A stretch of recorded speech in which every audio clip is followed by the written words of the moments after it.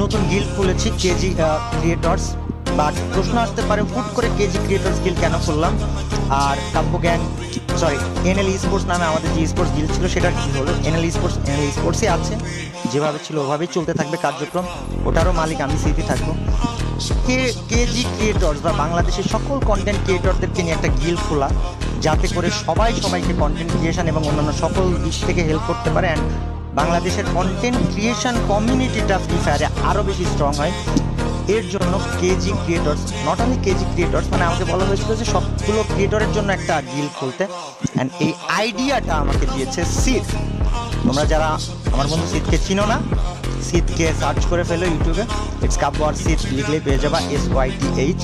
So এই গিল্ডের main acting leader থাকবে সিদ, আর বানি এবং অন্যান্যরা যারা আছে ধীরে ধীরে আমরা তাদেরকে ঠিক করবো কাকে কী রোল দিব।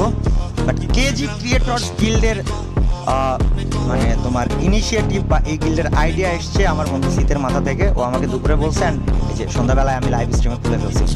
সো এই হচ্ছে কেজি ক্রিয়েটর্স গিল্ডের হিস্ট্রি, যে কেন কেজি ক্রিয়েটর্স খোলা হলো বা এই আইডিয়া কার কাছ থেকে আসলো। আশা করি তোমরা বুঝতে পারছো।